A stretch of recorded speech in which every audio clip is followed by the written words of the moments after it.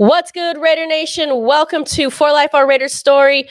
This is our take. The Raiders have officially announced the new hiring of the GM, Tom Telesco, and we are going to be back with the insight from Raiders alumni. Raider.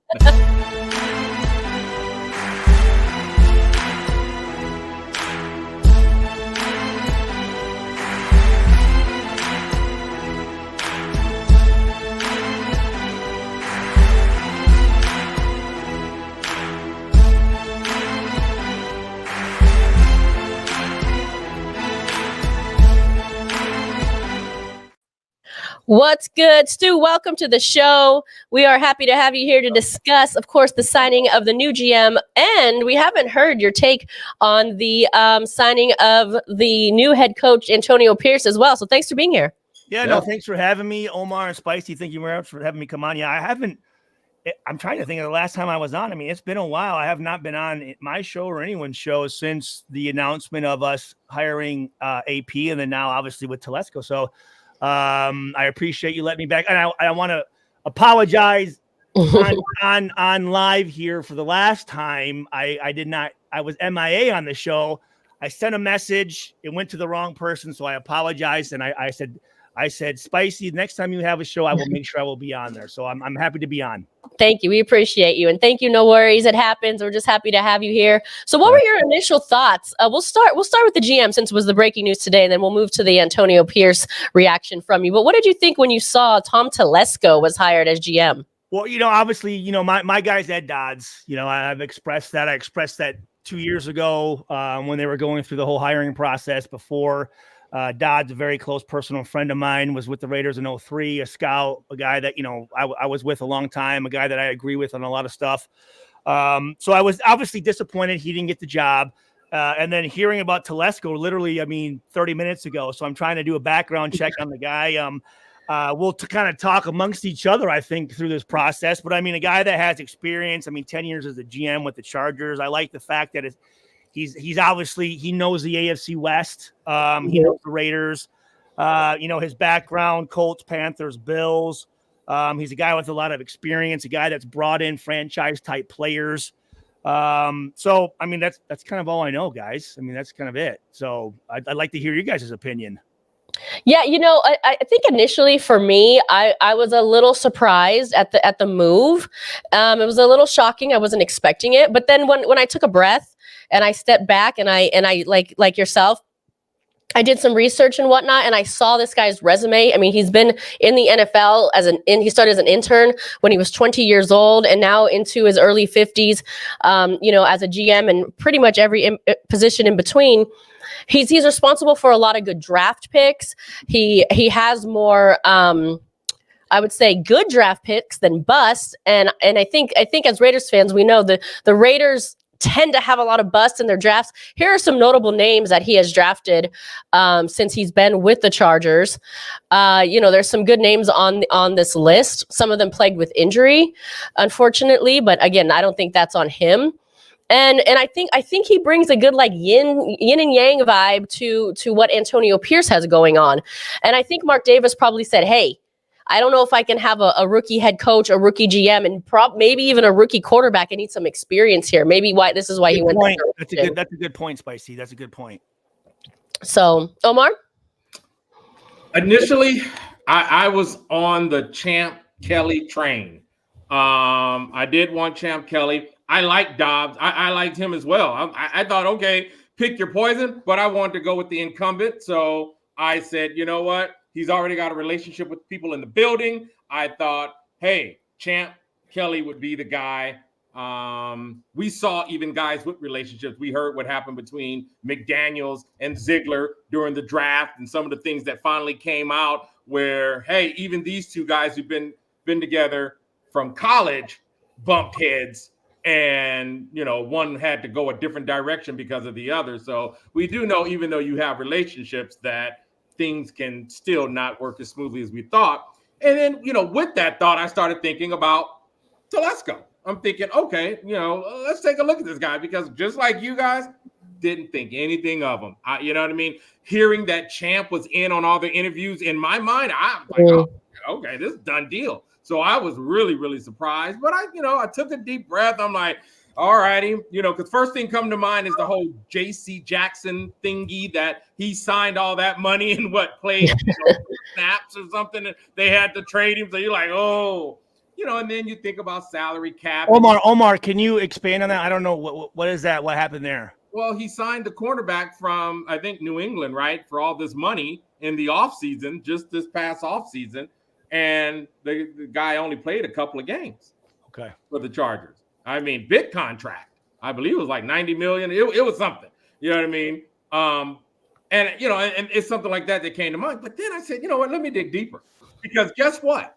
How many people nowadays are hanging around in one franchise for 10 years? Yeah. And then I so I said, you know what? I'm going to do a quick comparison. Easy comparison for me. Let me see your first round picks.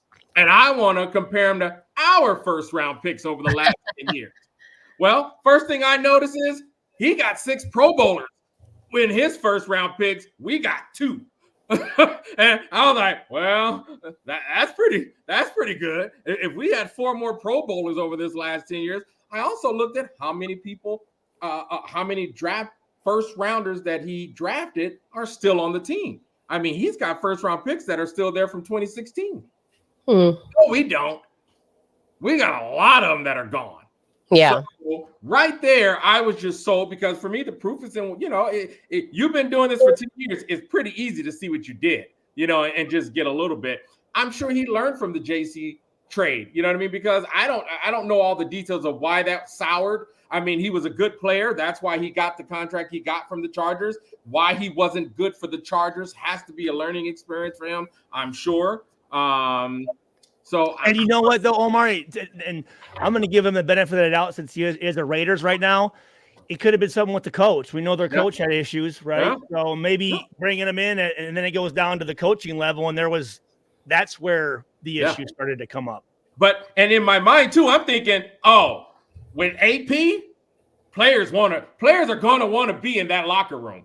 They're going to want to be on this team. So I say the likelihood of a J.C. Jackson repeating itself situation, I would say that probably is not going to happen with AP. So I'm on board. At the end of all of that, like I say, looking at his first round picks, comparing it to ours, because we have blown a lot of first round picks in the last 10 years. And so for me, that's huge. And also Herbert, franchise quarterback. He drafted one and they got it. So I'm on board, man. Like I say, I look at what he did, the good and the bad. And I say, you know what? The good outweighs the bad, the experience with the inexperienced head coach. If these two mesh, he'll definitely be able to help AP. And we know if AP has the right people around him, GM and coaches, it's just, sky's the limit for him. So I'm looking forward to see what these guys do. I want to say this. I want to say I like your evaluation of a GM because it's. I remember there's times. How do you like Champ Kelly? How do you evaluate him on what he's done so far, right? And as a GM, I think you bring up some really good points. Is what guys has he drafted and how have they performed compared to what we've drafted? So I mean, I think that's a very good evaluation process that you came up with because, again, you're kind of limited in how you can evaluate some of these guys. And then again, even with guys they bring in, you look at it and go, well, is that guy's development or the reason he didn't work out? Was it because they picked the bad player or is it the coach or is it whatever? But I think that's a pretty cut and dry way to evaluate. So I like with the numbers you're giving me. I mean, I like the guys he's brought in for San Diego and hopefully he can do the same for us.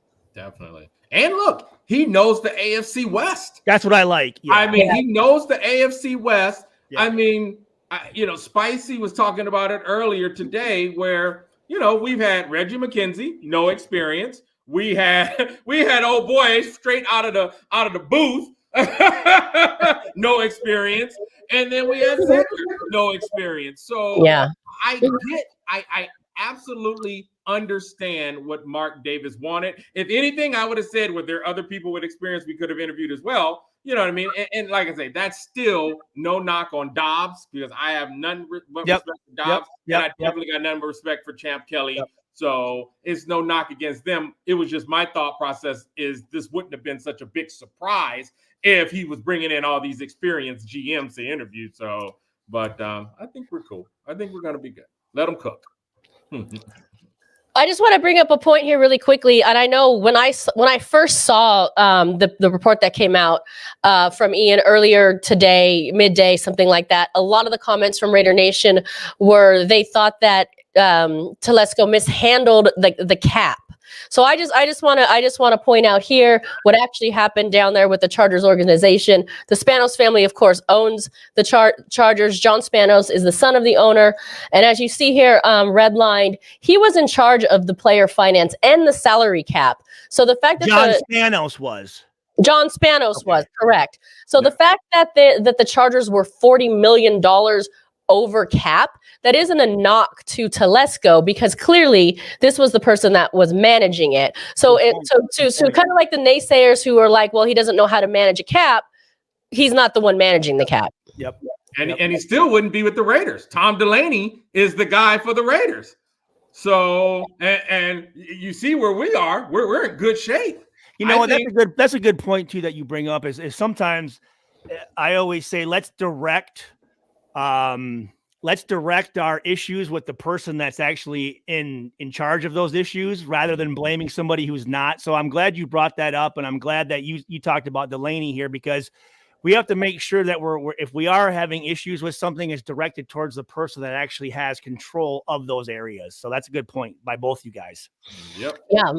And thank you. And to your point, Omar, I think the Raiders they have about 36 in cap space. They could let somebody like Renfro go, clear some more space as well. So there's definitely some room to work with. And a quarterback we might let go. Was that $13 million if we let go of Garoppolo? Yeah. And I think which is good. I mean, that's good. Well, let me ask you guys this, because that's been a topic, and I kind of thought originally like get rid of the guy, but really if there's really no reason to, I never heard of any complaints about him not playing. I thought he was, everything I saw, he's still part, he's still a guy that considers himself a Raider. So, I mean, really, if we don't really need to, I don't see a reason to get rid of the guy. What do you guys think? Yeah, so my thought on that is, my initial thought is I'm with you, Stu. I think he's a good leader. I think he's a good mentor. Right? It looks like he has a positive vibe on the sidelines. Yep. When the Raiders were crushing the Chargers, he was the first guy there to congratulate the guys. Yep. I think the issue is he too expensive for that role? I think that might be the issue. I guess you look at what we're paying him, and then if you get rid of him, what type of penalty, I guess, does it outweigh? I guess, you know what I'm saying? Like, and that's what Telesco's job should be, right? So hopefully he makes a decision on that. Omar, what do you think? I think a lot is gonna have to do with what direction we're gonna go and our strategy for the quarterback. I'm hoping we get aggressive. I'm hoping that, hey man, if we can move up, get Jayden Daniels, if we can pick up a veteran, even in free agency, and we still have O'Connell, I'm great with that. You know what I mean? And if Garoppolo isn't that veteran, I'm okay with that.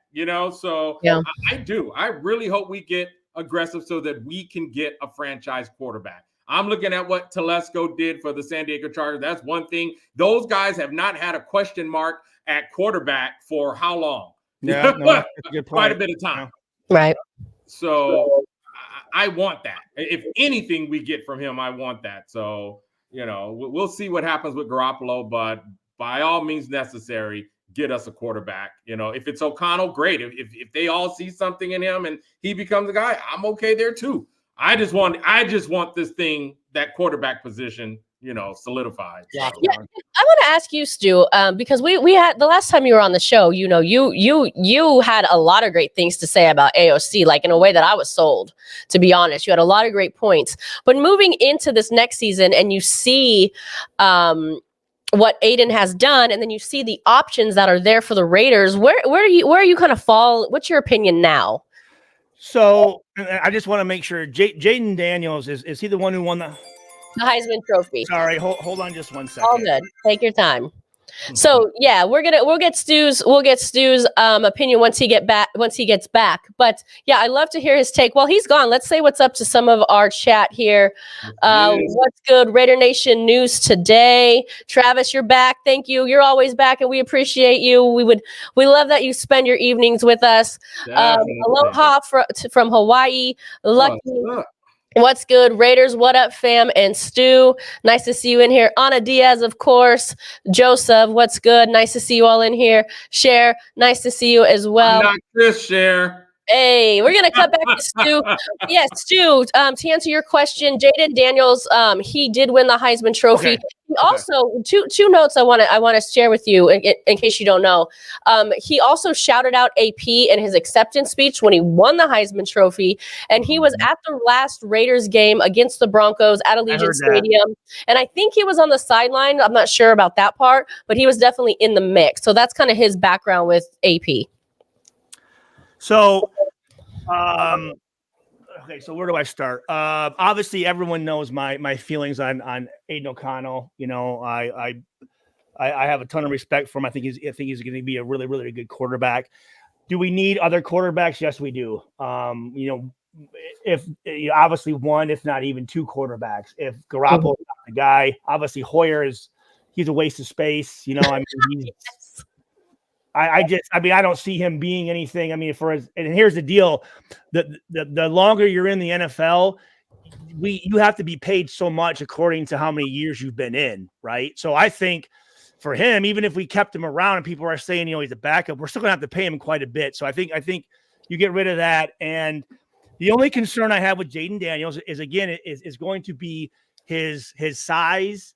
Well, you know, 6'4", 200. Let me just see here. I just want to make sure. And obviously, you know, we won't know until the combine is official, but right. 6'4", 210.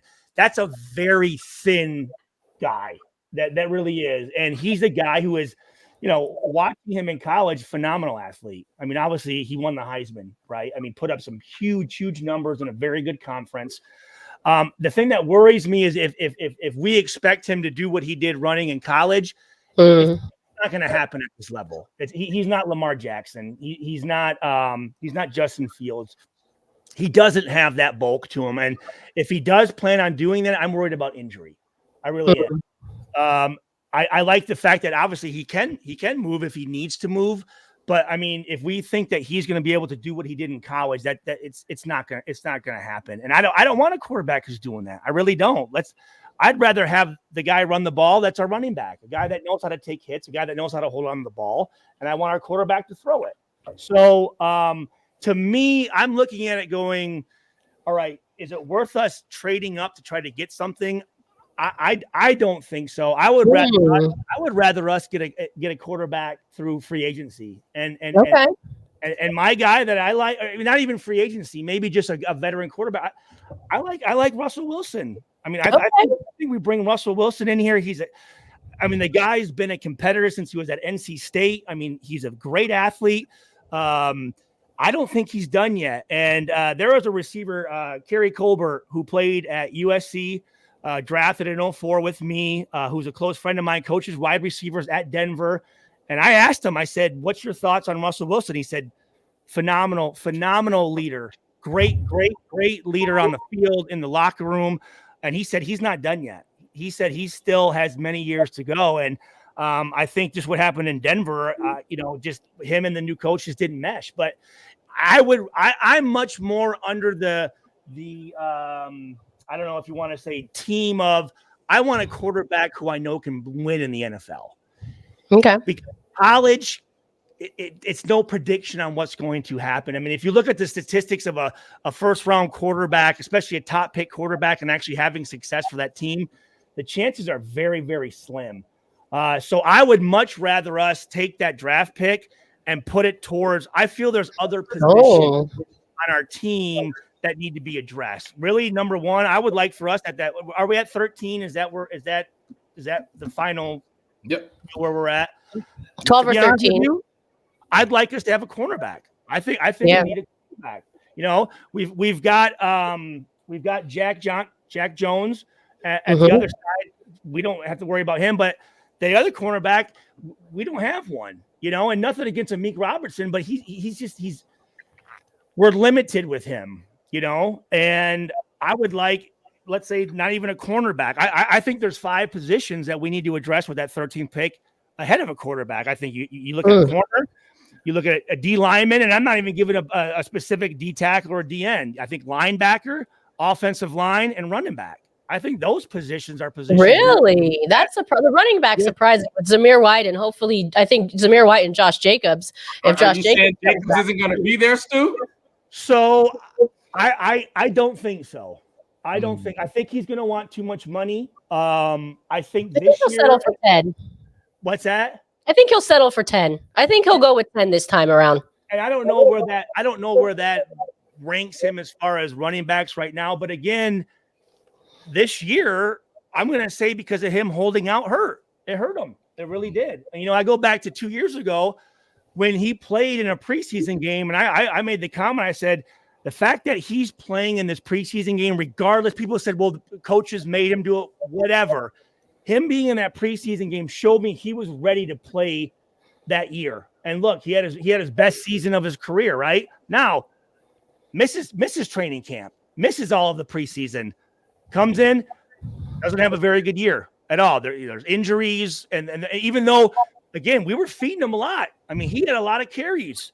So I think, and again, what is he going into his 7th year? Is this his 7th year in the NFL? You guys know? Josh Jacobs? Yeah. No, 5. Remember, they didn't pick up his 5th-year option last year. I think it's fifth. So 6. 5th or 6th. Yeah. This is his 6th year coming in. Yeah. Year. And again, when you start talking about running backs, 6, 7, 8 years, man, that's kind of like they don't last very long. They really don't. And I love the way that Zamir White came in. I think he showed that he can be our guy. But again, depending on what Jacobs wants, I don't know if he's worth it. I really don't. Can I circle back really quickly, Stu, to the quarterback conversation?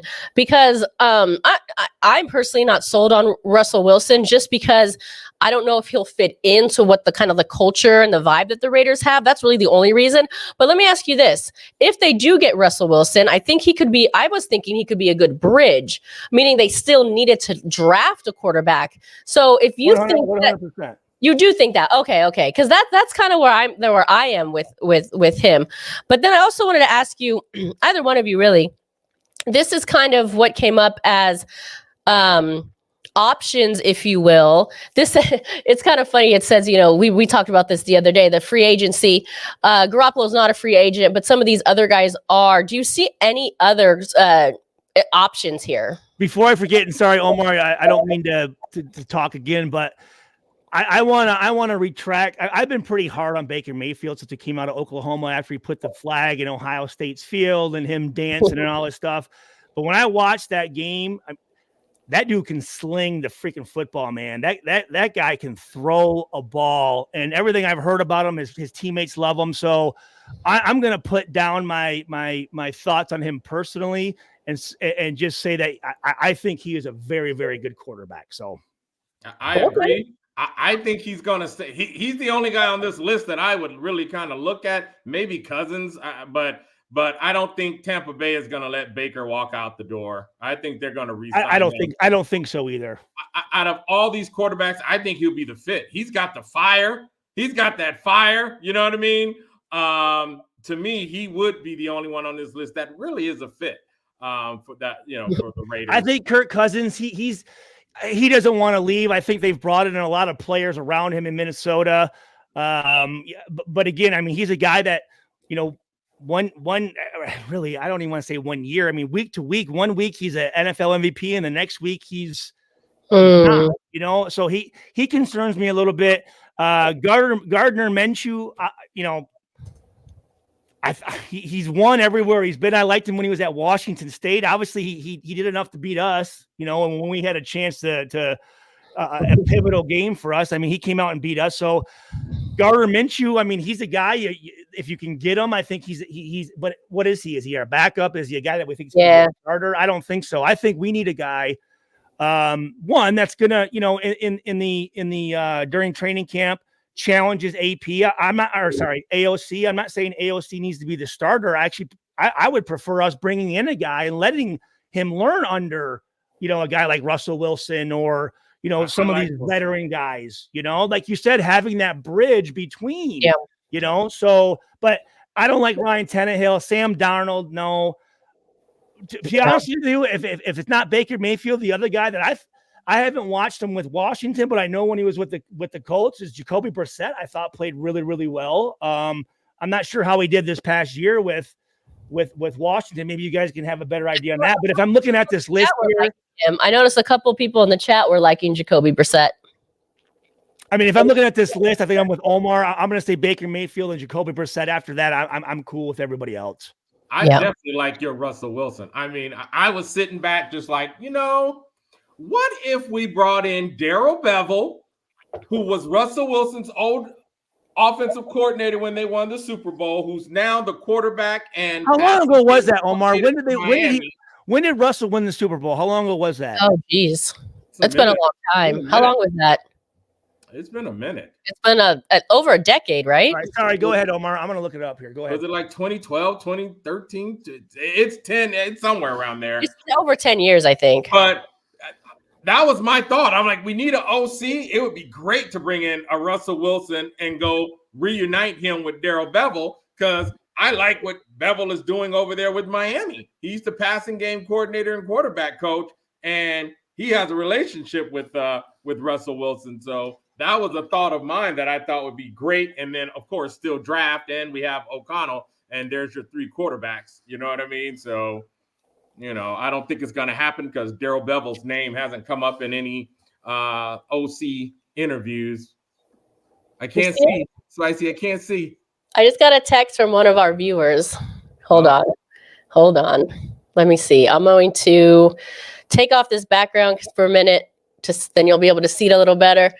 Maybe you'll be able to see a little better. Anyway, someone's got your calendar up, Stu.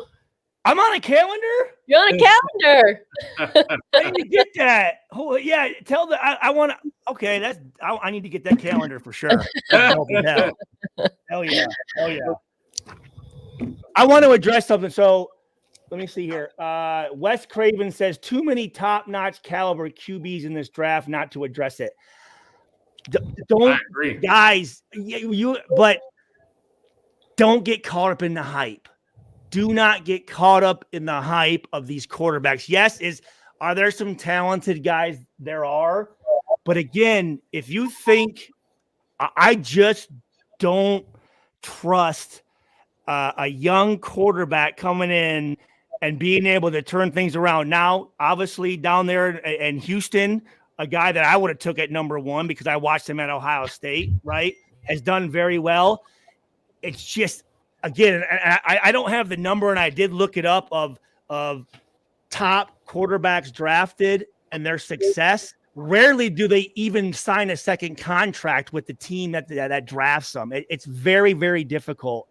And again, I would just rather us, if we're going to put emphasis and money and draft picks and whatever we're doing, instead of trading draft picks for a rookie, trade draft picks for a veteran quarterback that we know can win games, a guy that we know can lead fourth quarter comebacks, a guy that we know can win championships in the NFL. Because again, kind of like I don't care how good a quarterback is in college.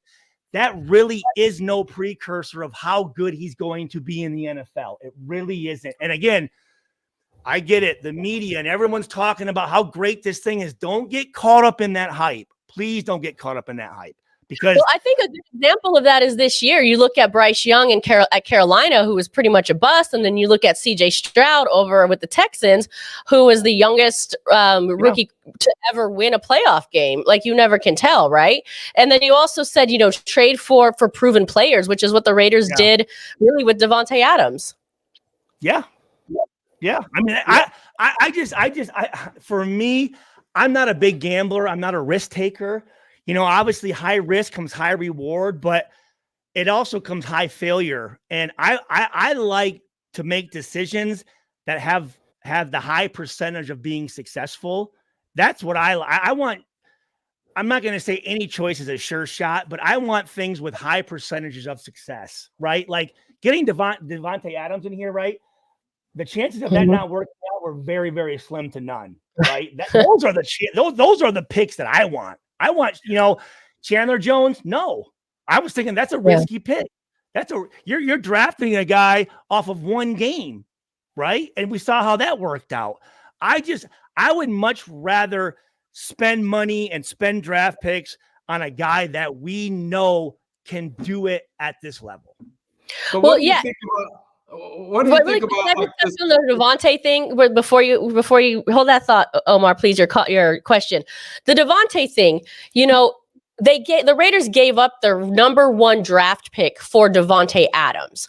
So when you're talking about no gambling, they're basically saying we're going to draft Devontae Adams at number 1. I would do that. I would do that every time. I would do it every time. That's what you're saying. So I just wanted to kind of touch on that. But Omar, go ahead, please. What was your question?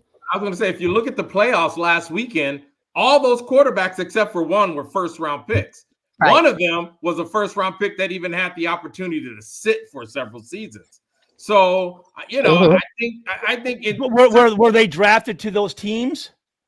Short of Baker Mayfield. No, Baker Mayfield and the guy and Golf. Yeah, we're not. So, and then Love sat for like 4 seasons, and then Brock Purdy was the 7th. Yeah. But I think that speaks volumes, you know what I mean? At number 1, the right fit, and of course, drafting. There you go. Well, I think that's the biggest thing, though, is he the right fit, or are we just taking him because I am not a believer, and I know people are going to disagree with me. I am never a believer in taking the next best guy. I don't give a shit if he's the next best athlete or player on the board. Doesn't mean he's the next best guy for our organization and what we have going on. Mm-hmm. That's the guys I want, and that's the GM that can sit there and go, yeah, I know everyone's expecting us to take this guy, but this guy doesn't fit into what we want to do. Right. This guy I'm going to take fits into what we want to do. Definitely. Those are the type of picks that I want. So you bring up a good point, Omar. And my segue to that is Jayden Daniels a fit because he's AP's guy? Okay, yeah, maybe. Hold that thought, because speaking of trades, we have a trade that might be coming in here.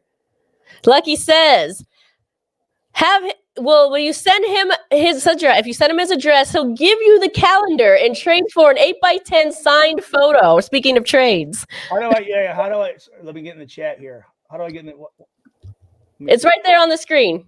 I know. Why won't it let me join the chat? That part I don't know. Here, God damn it.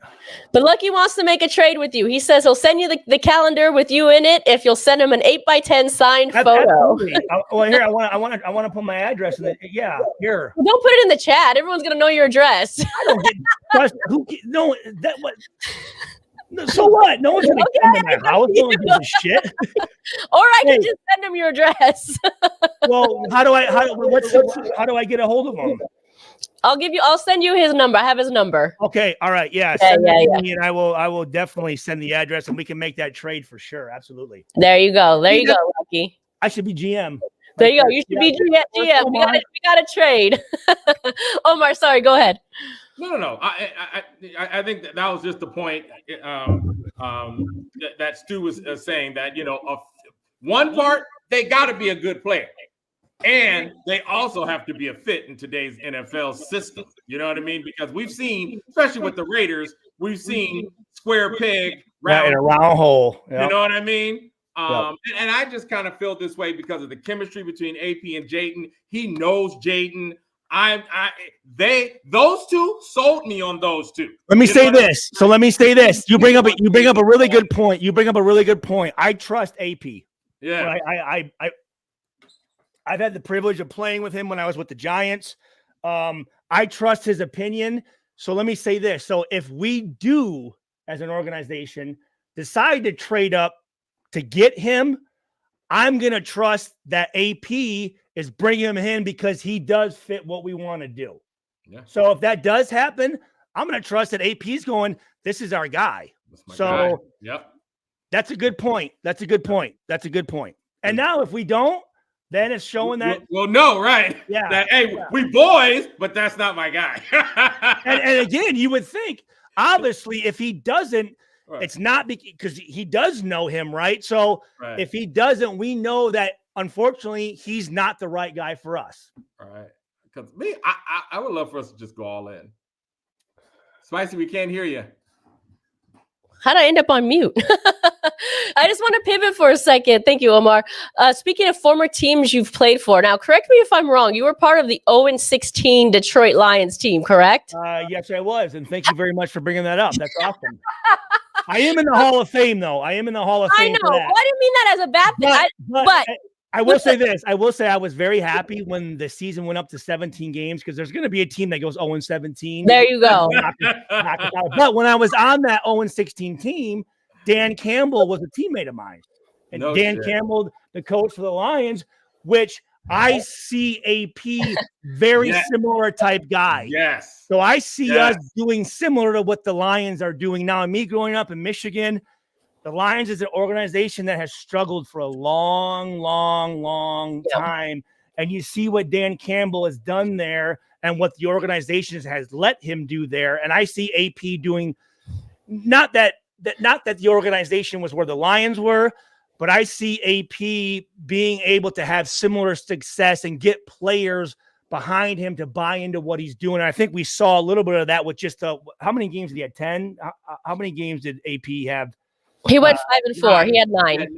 Nine games. He went 5-4, yeah. And again, Dan Campbell, it took him 3. This is year 3 for him. It took him a little while to get to where he's going. So he had a slow start, but even in his slow start, you can see that team, getting his identity, that toughness he has, that energy he has. You can still see it, man. The metamorphosis, dude. I love what he's doing over there. Football is a physical sport. Yep. And I don't care what changes the sport goes through, from 5 receivers to 2 tight ends and a full whatever.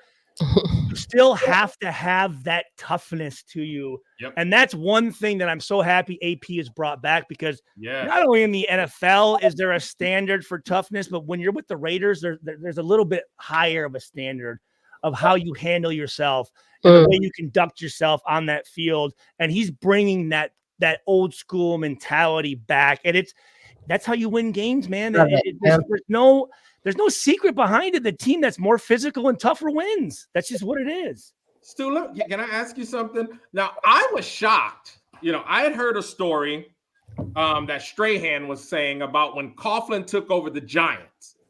How when he came in, dudes was like, what the fuck? You know what I mean? Like, Coughlin seemed like he had the iron fist. And I was hella surprised to see the relationship that him and AP has. I was like, you know what I mean? Because I still remember Strahan telling that story about the effect that Coughlin had on guys. You know what I mean? So you played. So I had the privilege of playing with Coughlin.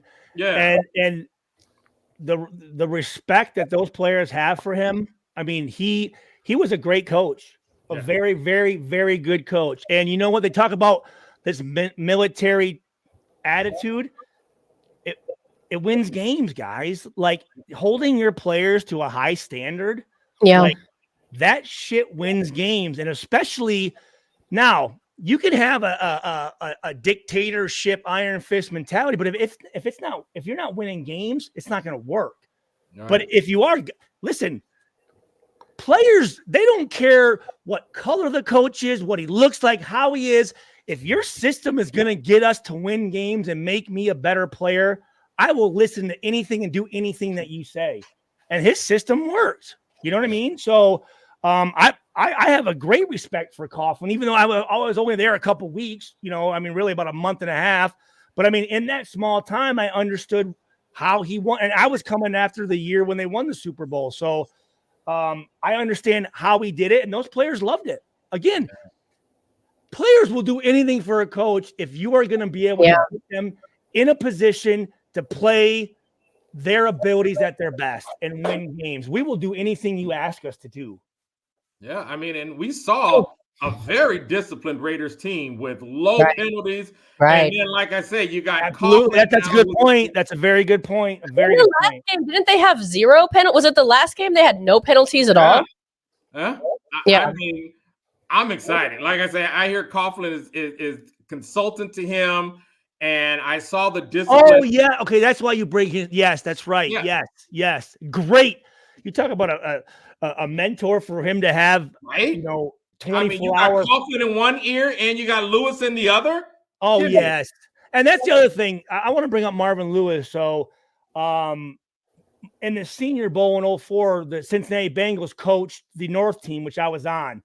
And Marvin Lewis is a phenomenal coach. You know, I was watching Docs and Wasted, and when people brought up Marvin Lewis, or when they brought up Marvin Lewis, people were like, well, he did nothing for Cincinnati. And that is not correct. I mean, you know, Cincinnati before he got there was nothing. And he turned that, and he was there for, I mean, he was there for a long time. And Cincinnati was a very, very good team with a lot of really, really good players. So, again, you talk about the access that AP has, and that's one thing. And again, I'm not going to bring up McDaniels very much. That was one thing that I was positive about, was going, dude, McDaniels has the relationship with Belichick and Tom Brady. Like, those are huge resources, but I'm sure he probably didn't use them. But I was watching something saying that wherever Belichick, has he been hired yet, or is he still looking like Atlanta? No, I heard Atlanta they aren't offering him a contract. I heard. Really? Okay. That's what I heard, and I know he's not hired as of yet. Yeah, not yet. They didn't say wherever he does go, he will hire McDaniels as offensive coordinator. And I'm just sitting there going, that's the messed up part about the NFL, and that's why I love AP and Dan Campbell and these former players getting. It's hard for us to get jobs, guys, because these coaches, it's a buddy system. They just keep rehiring the guys that kiss their ass are going to be little puppets for them, right? And that's what McDaniels is. And I'm just going. I even said it when McDaniels got fired. I said, "You'll get hired as an OC." I'm thinking, there's really not a guy out there right now that's not a better coach than McDaniels, but. You know, guys want these little dudes that are kissing their ass and, you know, doing other things. And that's so true, because the Belichick coaching tree has sucked. Outside, Tom Brady left. Tom Brady left, and the fact that we now know they were driving an autonomous vehicle, they are so freaking exposed. And I will say that's a great point, because I always, and again, you know, as a player, right, there's certain things where you're, you know, fuck him and da-da-da. And I'm like, you know what? Because I'm like, it's a system in New England. Because whenever Brady got hurt, right, a quarterback would come in and do great, go off and do nothing, right? So I'm like, Tom Brady's just part of a system. But when he went down to Tampa and won, I go, he's the greatest quarterback ever. I mean, that shows you right now that dude is a bad motherfucker. And Belichick should be praying to the gods of football that they got lucky enough to have Tom Brady come in there. And here's the deal. And I've had a lot of Purdue players, Roosevelt Colvin, Matt Light, Rob Ninkovich, Gene Murkowski, Nico Kudavides, guys that played in New England, and they love Belichick. They do, because they won, right? I mean, you're going to love the coach when you win. I just don't like his attitude. I don't like the way he presents himself. I don't think you need to be that way. You know what I mean? I mean, look at the guy down in Miami. Like, be a little, like, you don't need to be a prick like that. And just, you know, just always that, you know, that kind of just always pissed off, and every question is stupid. And I don't like when people are assholes just because they win. You don't need to be that way. And I feel like that's his style. And I just don't. I don't like the guy. You know what I mean? I don't. I mean, I didn't play for him. So, I mean, anyone I didn't play with, fuck them. I don't give a shit. Love it. Well, Raider Nation, if you're watching, if you want a chance to talk with us and to talk with Stu, especially call in numbers up there, 510-394-4409. If you have any questions for Stu, or if you just want to weigh in on the hiring of Tom Telesco and even AP, you know, even though it happened last week, it's all good. So give us a call. I want to ask you, have you got, I mean, I like to go through and listen to YouTube channels and study and realize, you know, why is this person so popular and people's opinions on stuff. I'm sure there probably is a few, but there isn't anyone that has anything negative to say about AP, is there? I mean, have you guys heard anything? I actually have heard, but it's very, very few, and I choose to ignore it. I've read a And couple. what would they say? What was it? What was it not? I heard a few comments like, here we go back to the ghetto, What? things of that nature. And I've heard also like, oh, here we go. The Raiders are the Black Lives Matters team now. Wow. Things like that. These must be white. I don't know who they are. Honestly, I don't even know who That's they are, crazy. but it's ignorant comments. So basically the That's comments I've read crazy. either have to do with his race or his being from, quote unquote, from the hood. LA. Yeah, those are the two, but it's very few. It's very few.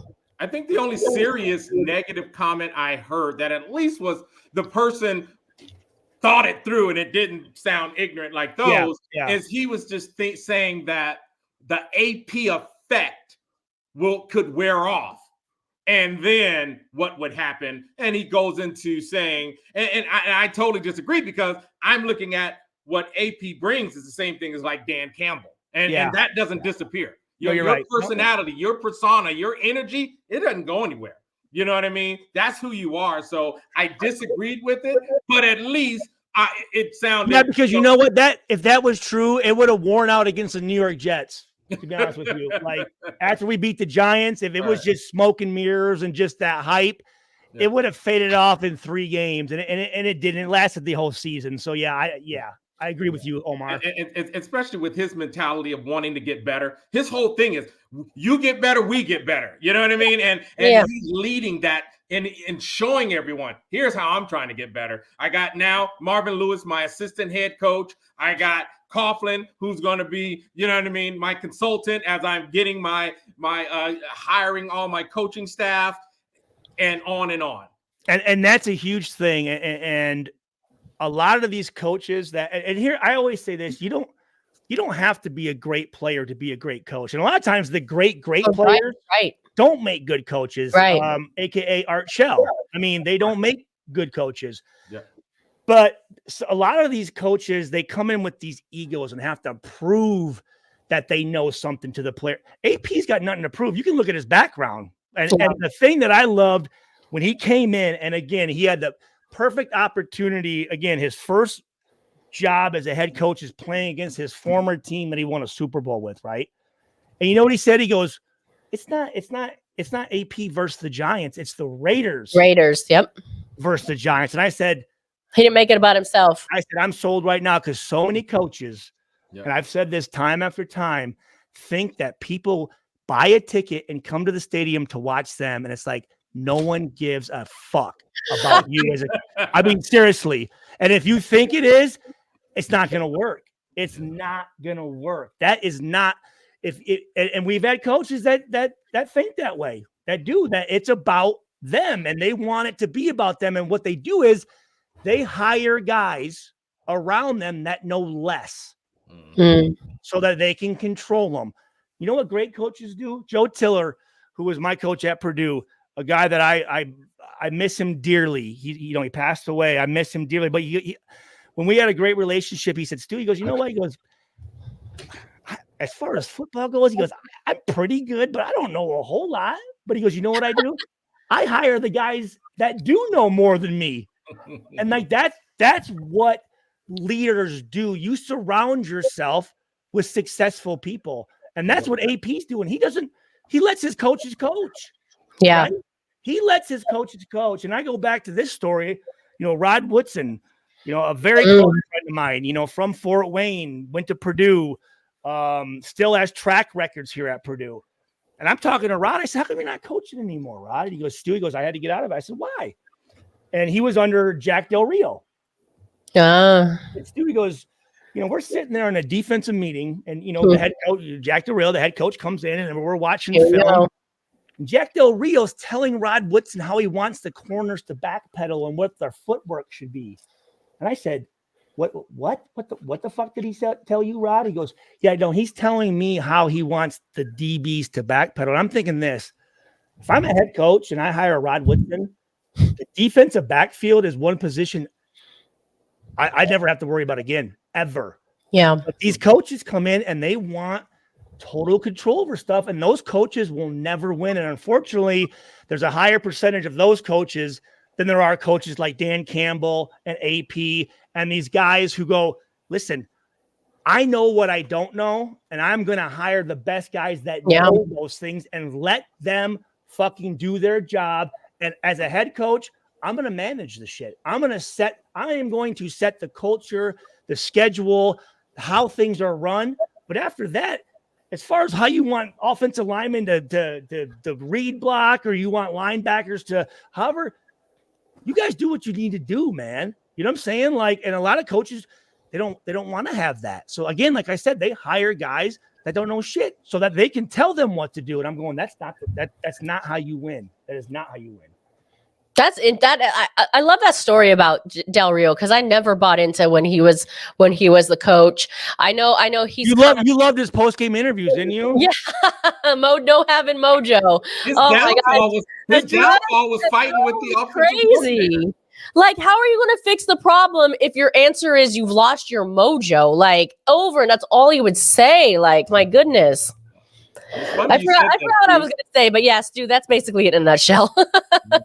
Because that was Del Rio's downfall. He fighting with his offensive coordinator. That offensive coordinator was the best year our offense had in I don't know how long. Like, Jack, you were an average linebacker. Like, what the fuck do you know about offense, man? You know what I'm saying? Like, I know for me, I know what I don't know. And like, if I'm hiring you and bringing you in, I'm bringing you in because you know more than me. Like, I'll be here if you have a question or whatever, or at the ultimate, if I say, no, listen, I'm thinking this as a defensive guy, and I'm talking to my offensive coordinator, it might be a deal where, hey, you know what? I want to run play here, or, you know what? Let's run a screen here. I'm not going to sit there and tell him exactly, like, after I tell you I want to pass play, I expect you to pick the best fucking hey, let's run play action on this. You know what I mean? Like, that's about as far as what I'm going to do. And then you let them take and pick from those plays of play action or for run. I mean, that's how I would do it. I mean, I guess I don't know. I did own an indoor football team for a while where I did assume head coaching position. So I know a little bit about it, but that's what I would do. Yeah. But again, a lot of these guys, these coaches that don't play to prove to the players that they know what's going on, a lot of times they think the bigger the playbook and the more terminology, the better of the coach. Right. And we said, it's a complex defense. Well, if the players don't know it, it doesn't matter if they're missing assignments because they're confused on your complex defense. I hated that shit. Like, what are you doing? Man, you got to water that down. I don't care. I want the most effective defense. Keep it simple, stupid, literally. Like, that's what it is, man. And these, like, again, like you said, are you trying, like, what's the advantage of making it hard for your own players? Like, what's the advantage in that? Because it's not complex to disguise a coverage. You can call several different defensive plays that aren't complex that disguises the coverage. And also this, Chuck Pagano was a great coach. Great coach. I had my best years in 05 and 06 under him. And even him as a defensive back coach, and that's when we had Ronaldo Hill and we had Fabian Washington and Nnamdi and Derek Gibson and I remember that team. Reggie Tongue and all these guys. And he goes, guys, listen, yeah, we're calling cover 3, but when you're out there, make it yours.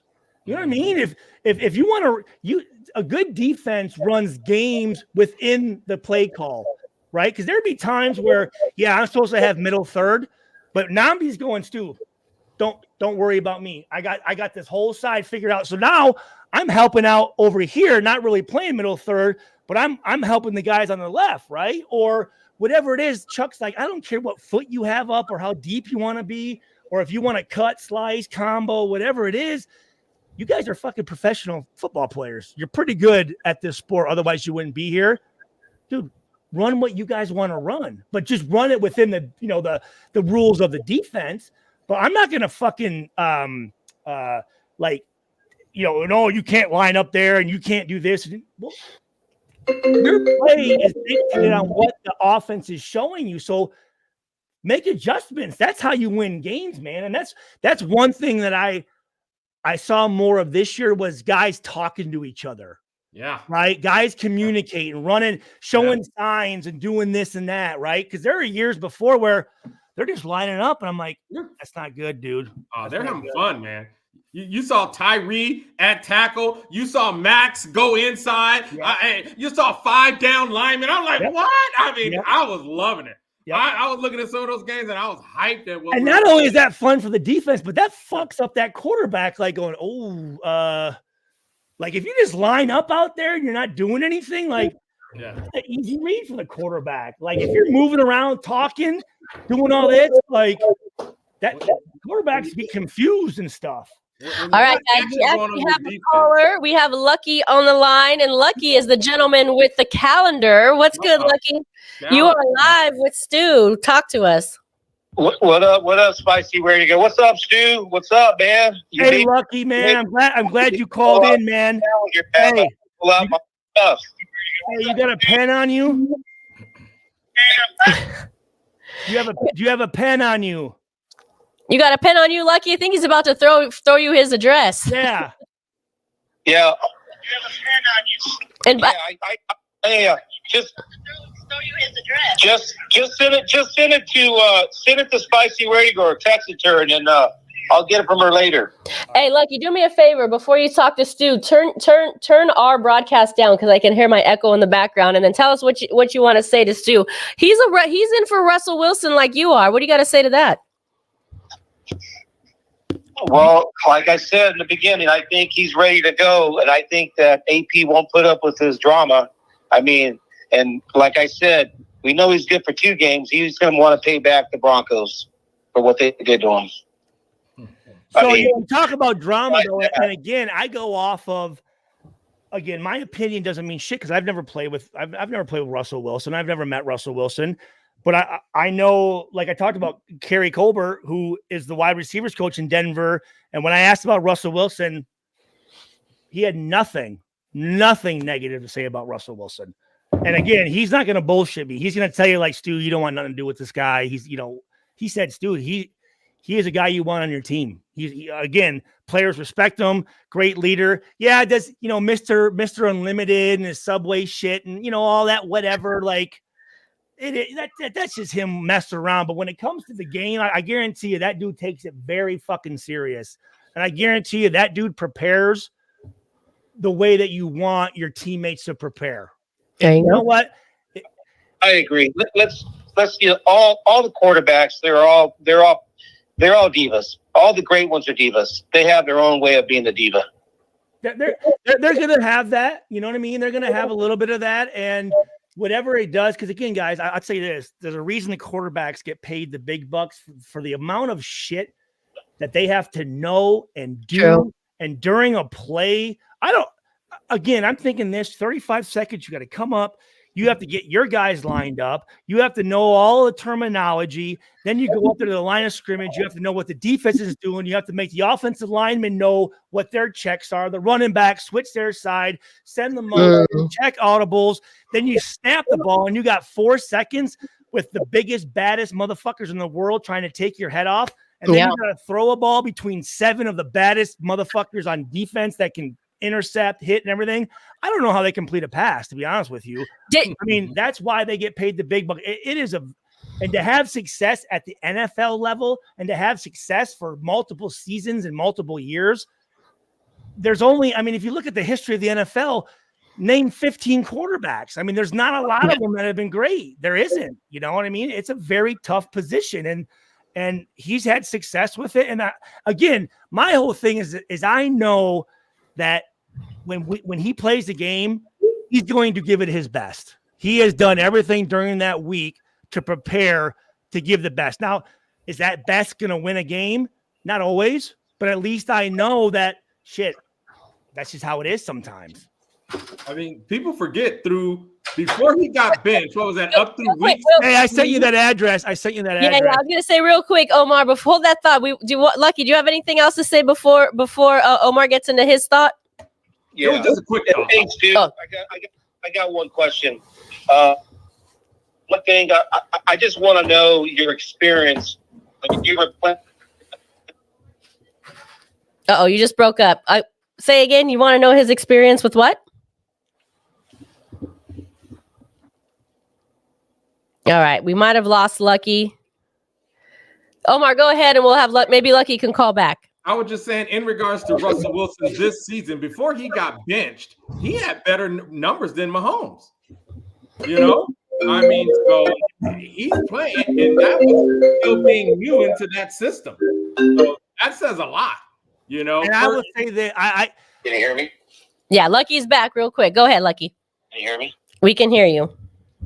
Okay. Let me know when I can chat. You go. You're live. Hey, Stu, I got a question. I just want to go back to the old days, back when you were in Oakland, California. One thing that damn. excited. I want to You might have to just write the question. Yeah, in. Lucky, do us a favor. Type the question in because for some reason you're breaking up. Sorry, go ahead, guys. No, I was done with my thought just about how, like I said, he outperformed Mahomes. Well, and you know what? Again, guys, it is so important for the player. So there are going to be the 1% of the 1% of the 1% of the NFL players that no matter what system they're in, no matter what team they're in, no matter what the situation is, they're going to be Pro Bowlers, Hall of Famers, right? The Randy Mosses, the Warren Sapps, the Charles Woodsons, the Michael Vicks, those guys, LaDainian Tomlinsons. For the rest of us, it's about getting put in the right situation. And Russell Wilson with who's the coach up there from New Orleans? I don't like the fucking guy. Sean Payton. Yep. I think he's an arrogant asshole. I've talked to other people about him. They don't like him. Sean Payton had success because of Drew Brees. And I'm not just saying that because I played with Drew Brees, but he had success because of Drew Brees. And I think that he got up there and he wanted to show that I am the Denver Broncos right now, not you, Russell Wilson. He's the guy that has to show his dominance that, no, this is my team, and I'm going to prove that you don't run this team. I run this team. And you saw it. So Russell was in a bad situation. Again, like I said, I don't think – and again, I go off of what my friend Kerry said. He said, Stu, he's the guy you want on your team. And I got to believe it, you know? So, and again, when you talk about quarterbacks, it's a very sensitive position. And I want a guy who's going back to draft picks or bringing a guy in that's proven himself. I want a guy that I know can complete passes and win games in the NFL. You think they're going to cut him? You think they're going to cut Russell Wilson loose? Oh, for sure. He's gone. We can't bench him and him come back. I don't think there's any world that exists. Well, I saw an article where Sean Payton was kind of backpedaling. Like, I think he had an epiphany. Oh, because he didn't like what Stidham was doing? Right? Wasn't Stidham the backup, right? Yeah, Stidham, yeah. Same thing that happened with Carr. Stidham came in when Carr got benched in the last two games. Yeah, Stidham, Wilson gets benched. I'm glad you said Carr because here's the deal. When Carr got benched, where did Carr go? Thank you. Can we talk about that? Actually, Complete bullshit. Yes, Carr went and cried and didn't show up for his teammates on the sideline. At least Russell Wilson showed up for his teammates on the sideline. That's two different men right there. Look at Garoppolo. Yes, right? Yes. On the sideline, cheering, helmet off, smiling. I'm so glad to hear you say that as a player because Carr handled it was terrible. And actually, Mother Moon brought this up the other day. She rewatched the video of his brother David Carr when that all went down, and he was all smug on his nephew's podcast, and he said something like, "My brother can go wherever he want. He can win wherever he want. You're going to kick him off the field. How does that work out for you? How did that work out for you? Don't quote me." Something like that. But how terrible is that as you're supposed to be the leader of a team? I'm thinking this. That was 10 years. Was that 10 years? Derek Carr? 9. Yeah. 9. Mm-hmm. So for 9 years, this organization had your back. Yep. For 9 years, no matter who the GM was, no matter who the head coach was. Yep. And I sat there going, the city. That's almost unheard of for a player to last through all of those changes when you haven't won anything. Right. I'm going, I could see if the dude won a Right. Super Bowl, like, yeah, we're going to just do that. That buys you 4 or 5 years regardless, right? 2 playoff seasons, only 1 playoff game, 0 wins. And I'm going, you're sitting here saying how you're a Raiders guy and this is my team and this is like, I'm here for the Raiders and da-da-da. And the first chance that you get to show us that you're behind us and you're a team guy, you bounce the fuck out.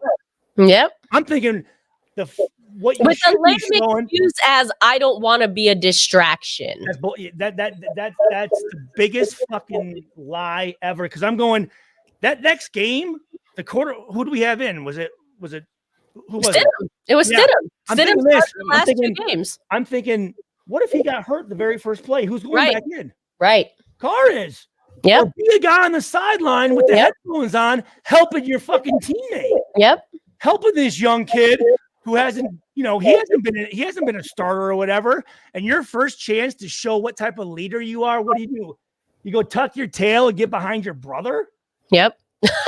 And your nephews, yeah. That just shows you everything that he said was all lip service.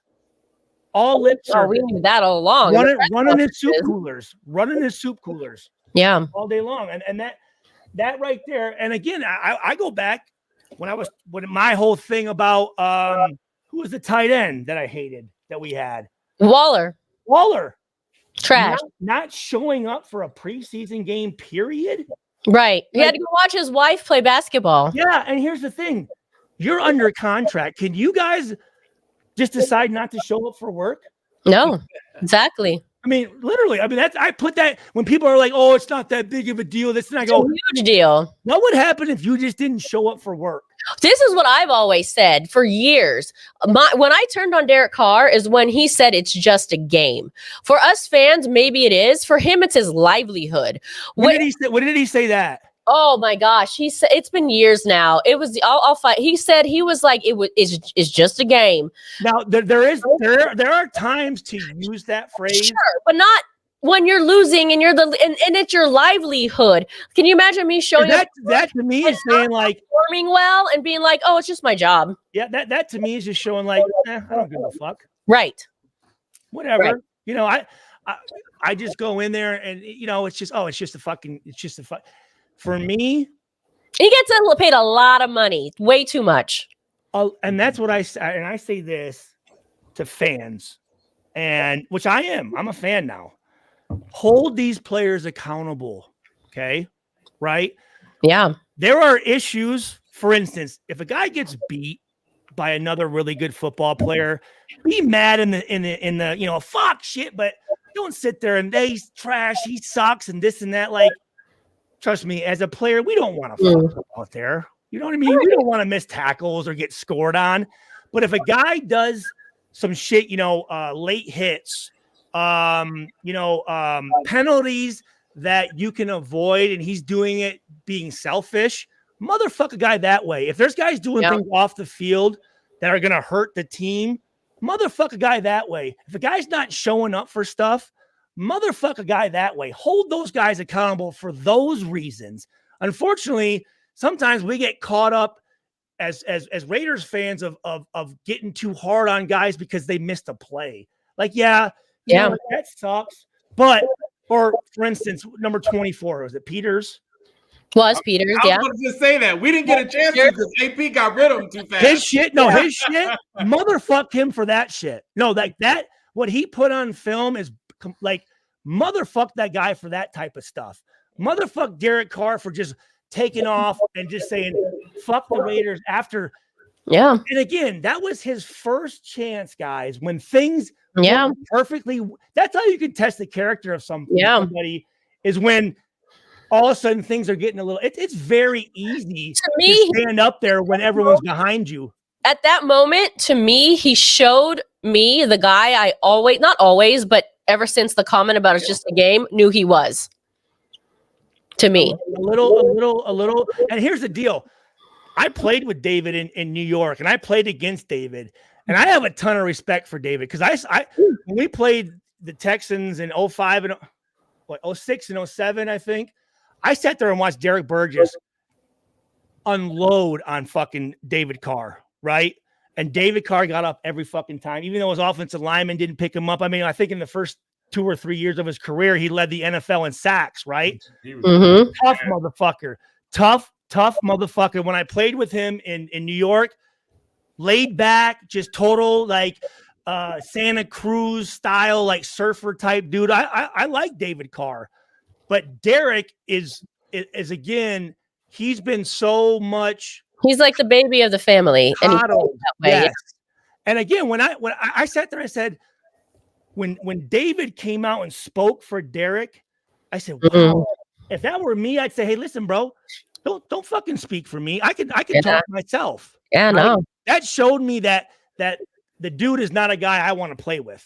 He's not. He's a guy that talks a lot and makes everything look good. But and again, I go back to, you know what? If there's as a quarterback, there is nothing wrong in a post-game interview to call your teammates out if they're not doing what they're supposed to be doing, right? But what he would do was he would do that passive-aggressive shit. It's on my. Well, not even that. There's guys that they know who they are. Well, say it. Say the fucking name. Right. Yeah. But he does it. Yeah. He's addressing it. But then when he goes in the locker room, guys are coming up going, hey, what are you talking about me? Oh, no. I wasn't talking about you, dude. Yeah. No, it wasn't you. It wasn't you. It's like bitch mentality. Yeah. Well, can I ask you this? Hey, Omar, she said it. Hey. You always we call those guys bitch made. Let me just pivot, Stu. I want to ask you, so speaking of quarterbacks and things like that and being like tough, how do you feel about? So I was watching the end of the Chiefs Dolphins playoff game. And at the end of the game, the Dolphins get their asses handed to, and then you get Tua coming up to Mahomes, and he's like, hey, man, can I get your jersey? Now, how do you feel about that? You like literally just got your ass kicked in a playoff game, and now you're over there like asking a dude for his jersey. I don't know. I don't like it. There's no fucking way in hell. There's no way. Because so I had, I know a lot of people and I'm friends with a lot of people. Yeah, I'm sure. Before games, if we had a 1:00 game in Oakland, I'm on the field at 8:30, like, oh wow, warm up and stuff in, right? Mm-hmm. And coaches would come out, and I knew at least 3 or 4 players on every team, and probably a couple coaches on every team. And before, I'd come up and we'd say hi or whatever, but I'd say, listen, I can't talk very long because if Alice sees me talking to you, he's gonna be fucking pissed. Okay, like, so, hey, good, whatever, and then I'm out. After games, if we won, I may, come up just, hey, even if we lost, guys like LaDainian come up, hey, respect, man, good game, or if there's a coach, hey, good game. Most of the time, if we lost, when that fucking last horn rang, I'm in the fucking locker room. I am fucking pissed. There's no way. I mean, unless it's like because there was a couple guys that I was roommates with at Purdue, Nico Kudavides, Craig Terrell for Seattle, get a quick pick, like just a quick little, just like this. But I'm not sitting there like trading jerseys and fucking dabbing up, and I'm mad. You know what I'm saying? Like, I'm not in a very good fucking mood. And when I'm not in a good mood, I don't even want to be around people. Yeah. So that's one thing that and I talk about this when I watch games. And again, I'll say it because it's a great example. 2 years ago when Woodson had his whole deal against the Kansas City Chiefs, and there's a guy wearing his number, had a terrible game. I said, I don't think these guys even give a fuck. Hey, whatever. I did my job. I didn't really lose the game, but I'm like, I don't think it really matters to them. And when you're in a game like that, and you're going up and there's as a teammate, I would be like, yo, why don't you just fucking start sucking this dude's dick or something, man? Like, I mean, that's what are you doing over there, man? Like, so I'm thinking in my head, like, did you want to win? Did it matter? Because for me, the feeling of losing hurts more than the excitement of when I win a game. If Yeah, that makes sense. totally. That's why I don't gamble.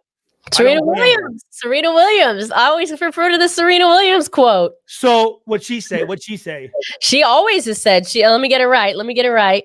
She says, I hate losing more than I like winning. Yep. She's actually born in Saginaw. You can look at her Wikipedia She page. is born in Saginaw. She is from or raised in Compton, born in Saginaw. That's correct. Yep. Yeah, but that's her mentality. No, I don't get it. I mean, I don't. I mean, again, I know this. If Al Davis, like I said, this is 3-4 hours before the game. I mean, I'm sitting there with a minute and a half conversation, getting nervous, like, oh, I hope he don't fucking see me like chatting it up with the other team or whatever. I could only imagine what he would think after a loss and a player's going over and trading a jersey with Phillip Rivers. Like, it was literally the first thing Tua said. He ran out on the field, they hugged, and you can hear it because NFL mics pick up everything. He said, hey, man, can I get your jersey? And I think the most embarrassing part was Mahomes said, I already promised it to somebody else, whoever he said, I don't know his name. I didn't hear it. And he was I'm like, thinking this. I'll get you one. Like, he's a I'm thinking this. What does he want to do with that jersey? Is he going to put it up and go, oh, this is the jersey of when this dude, this is the jersey of when this dude beat us in the playoffs? I will say this. Is it TJ Metcalf or what's Metcalf's first name for the Seahawks? TK Met. What is it? Isn't it TK Metcalf? Something, whatever. Anyway, yeah. Well, I have a lot of respect for, because after one of the games, they were playing, I think the Commanders, and like his third string tight end came up to him and said, hey, TK, you don't know me, but he goes, my son, you're his favorite player. And TK stopped and said, hey, man, what's your son's name? Took his jersey off and signed it. That was pretty fucking cool. I would say that's a little bit different. I have a lot of respect for TK to be able to, because you don't know who this guy is. Because he even said, you're not going to know who I am, man, but I just wanted to give you respect and just let you know you're my son's favorite player. And he goes, hold on a second. Took the guy didn't ask. He took it off, signed it, and gave it to him. That's different. That's a little bit different. Yeah. But the shit these guys do now, man, I mean, like the jersey swap, the picture with the jersey swap. I mean, there were times where the game wasn't even really over yet. I'm like, I'm getting the fuck out of here. This is I don't like it in general. I mean, do that on your own time, but you just lost a playoff game. You just lost a playoff game, homie, and you're running over. Your first thought, yeah. So is to go suck off the quarterback of the team. This was the dude that beat me. This was a jersey this dude wore when he beat me. Like, who? That's like me getting beat by the Baltimore Ravens and going up to Ed Reed. Like, that's the like at my position, I'm gonna go talk to the dude that just won. Like, no, and no disrespect, but I wouldn't expect, because if a dude came up to me, I'd be like, what's this? Like, really? Like, you're coming up to sign a jersey? Like, you guys just lost. Like, you must not give a fuck, to be honest with you. You're thinking about yourself right now. That's crazy. That's crazy to me. That's crazy. I don't like it. I don't like it one bit. And trust me, when I was up in the alumni suite, the guys wearing gold jackets for the Raiders, they don't like it either. They can't stand it. They're saying the same thing that I'm saying. Yeah, I believe it. I think AP though is, hey guys, just so you know, this is the type of shit we're not doing. You know what I'm saying? And that's what I like. That's what I like. Like, hey guys, you know what? I get the respect thing, but I know AP, when he was out there playing, he wasn't playing nice guy to nobody at all. He was out there just like I was, trying to fuck dudes up. Yes. Not legal, not illegal. Right. Smash them in the face, smash them in the mouth, smash them in the nose, fuck shit up. I get it. If you can knock players out and fuck dudes up within the rules, you're a bad motherfucker. Late hitting and doing shit that's illegal, that's punk shit. No, that's not respected. And I think sometimes players think, well, I'm with the Raiders, I need to be a badass. That's not being a badass. That's being stupid and selfish. So fair enough. I think AP and I'm just gonna say it. I love Crosby, but there were times where I thought he thought being a badass was like, talking shit and hitting guys late. Like, don't do that. No. And when AP came around, that shit stopped. You know what he did? I think it didn't stop per se from what I just noticed. He does more touches. It's more like, okay, the play. So I'm going to still touch you. I'm going to still hit you. I'm going to still let you know I'm there. Well, I'm listening to the, we talked about Gardner Minshew, right? And you're losing and you're still talking shit. Like, I don't like that. Like, if you're losing and you're still going to go up and try to run, like, that to me is embarrassing. It really is. Cause I'm like, this guy's talking shit. We're winning. Like, what the fuck? Does he not know what's important? And I don't want to talk negative about Crosby because he is the face. He is the face of the Raiders. He's a bad motherfucker. Sure. Plays 98% of the snaps. Has never missed a game. Like that's a bad motherfucker. And I also add one of the only two remaining Oakland Raiders. Who's the other one? Josh Jacobs. Is that it? That's it. That's neither here nor there, but I'm from Oakland, so I got to represent a little bit. Colton Miller, though. Wait, Colton Miller. He was in Oakland? Yeah. Our left tackle? I believe so. Maybe. I thought it was Josh. When was the last year in Oakland? 2019. 2019. So that's 20. Hold on, I can find out. Now I gotta. Stu, let me ask you something because this triggered my memory of a conversation that was drafted him in 2018. So yes. Okay, cool. All right, we got three. My bad, Colton Miller, and he's a big dude too. That guy is giant. Good Lord. Anywho, Stu, I want to ask you this. We talked about this a little bit after the last game. Omar, I think we were on the show together. How do you feel about as a play? I'm going to ask you as a player. We talked about the locker room. Wait, hold on. Let me go back about 15 years and put on my player's helmet real quick. I've had the fan helmet on very much. You're looking like very Scandinavian, I must say. Here we go. Yeah. How do you feel about I'm gonna back into this a little bit though, because going into the locker room, Omar, I think you and I both agreed the locker room with all the press and everything should be more of their kind of safe space, if you will, somewhere for the players to do their thing. And the press has really kind of been in it too much. And there was a lot to be said about the smoking of the cigars after the last game when they did win the game, yes, but they'd had a losing season. And some people looked down upon that. And others like myself, and I think like Omar, like Mother Moon, thought, hey, they're celebrating a win. They're celebrating a culture shift. They're celebrating becoming better. And other people looked at it as, why are you celebrating a losing season?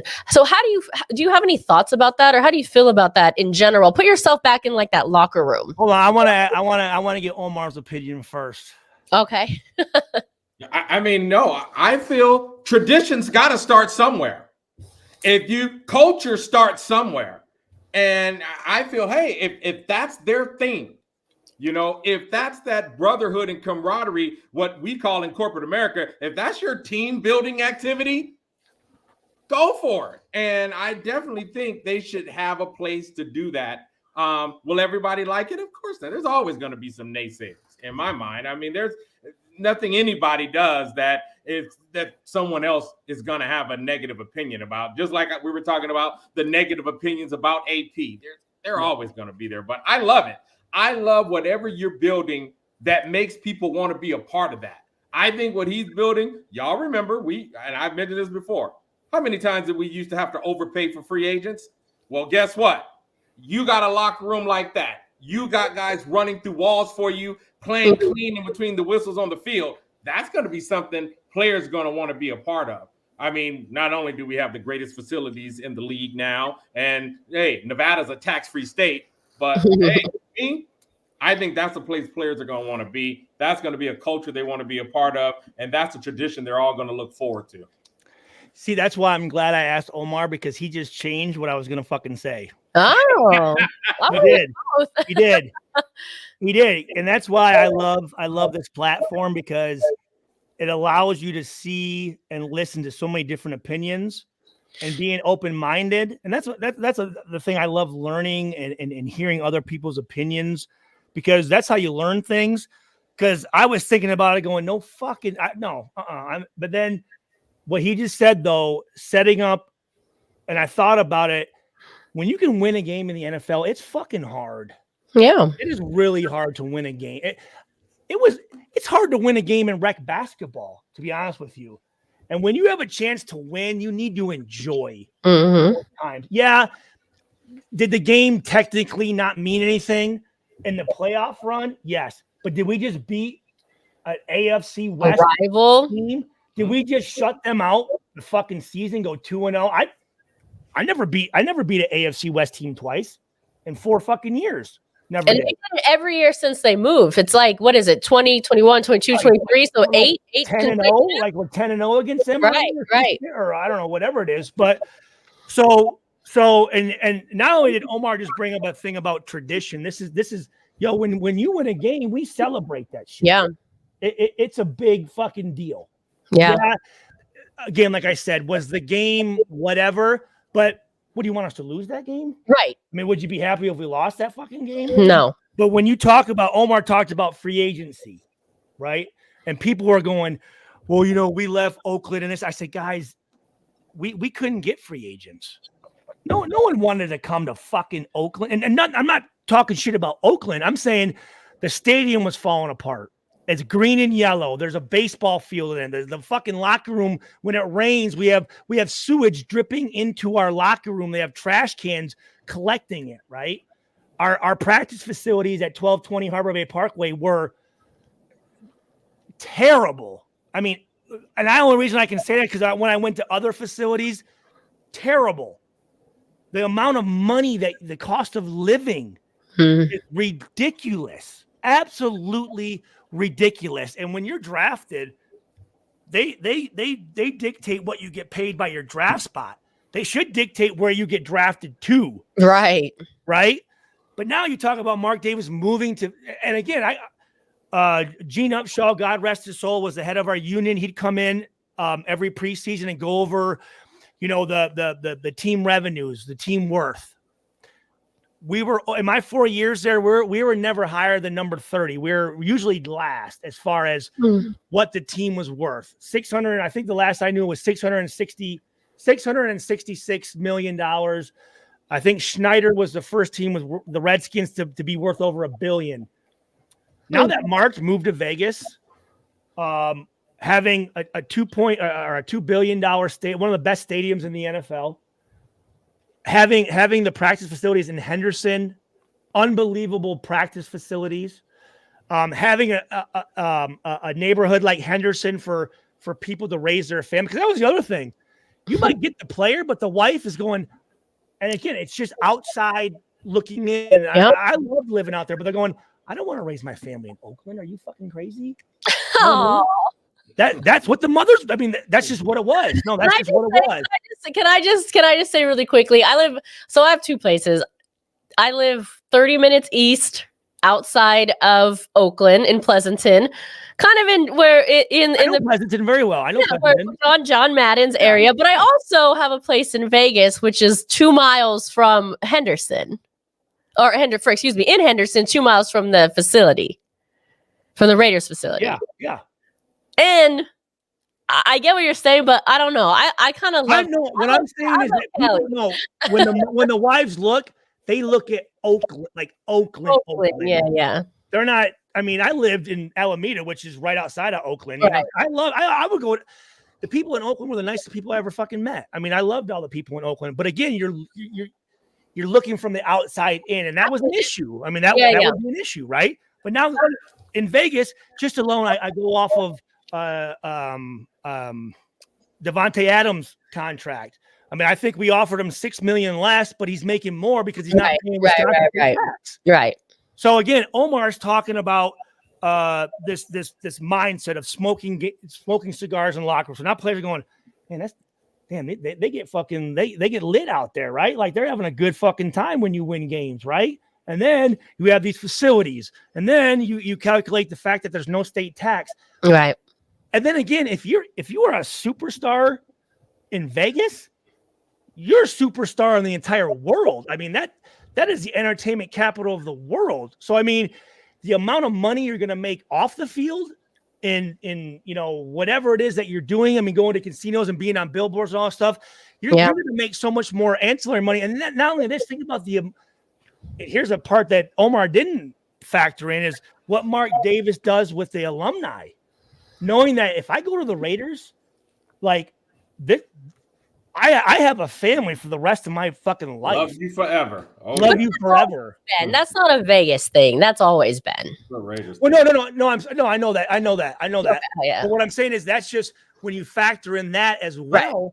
Why the fuck would you not go to Vegas? Seriously, like, I mean, as a free agent, like, yo, he should have a fucking call list of people wanting to come in there rather than us trying to beg people to come out. You know what I mean? And a lot of times, what were we getting when we were in Oakland? At least during my time, guys at the end of their career, like, this is my last contract. I'm going to go out there and, just because that's all we could get was guys that were just like finishing. And that was a big knock on was people go to Oakland to die. That's kind of where you go to end your career. Contract of their career. Get overpaid. And I mean, this is to me what's going to make this offseason, very interesting. Oh, sorry, hold on. So smoking and again, that everything I just said just now was because of what Omar said. So that's why I'm glad I had you go first. But now looking at that way, I'd be like this, like, yo, shit, I'm going to fucking. I'm just telling you this, guys. I like it. I actually didn't appreciate the negative comments that came with it. I was with the guys who said, hey, we're, like I said at the top of it, we're celebrating a victory. We're celebrating a victory against a rival. We're celebrating going 5-4 with this new coach. We're celebrating moving forward and not backwards. And to me, that's a positive. Those are all positive things to celebrate. 1,000%. And I kind of can see people go, oh, are you sitting there celebrating a losing season? But that's not what it was about. No. It was about beating Denver fucking Broncos at home, our last home game, saying no matter what the season was happening, we're still going to come out here and kick some fucking ass. And the psychology, we get to smoke our shit. I mean, seriously. Can I add really quickly because Stu? I'm just jealous because I just wish me and Gerard Cooper could have played in Vegas because the stuff that me and him would have been doing, it would have been you guys would have appreciated. It would have been a lot. Me and him would have had. We had a ton of fun in Oakland, not winning games. So I could only imagine being in Vegas while winning games. Yeah, it would have been wild as hell, man. It would have been wild as hell. Can I just add this, Stu? Because you asked earlier in the show if either one of us have heard any negative comments regarding AP. Yeah. And we talked about that. And so this is probably the most ridiculous, quote unquote, negative comment I think I've heard regarding the topic we're speaking of. I saw some Raiders fans say something like, after the hiring of AP, since we hired AP, don't you think it's going to be a problem with elite athletes smoking cigars after every game? Yes, right? Oh, they don't remember the 70s. Right? People smoking cigarettes on the sideline. Right? I mean, I'm like, I can't even respond to this. And first of all, I don't think they're going to do it after every game. First of all, they're not going to win every game. No team wins every game. But that's neither here nor there. But isn't that the most ridiculous comment you've ever heard, ever? Give me a second here. Right?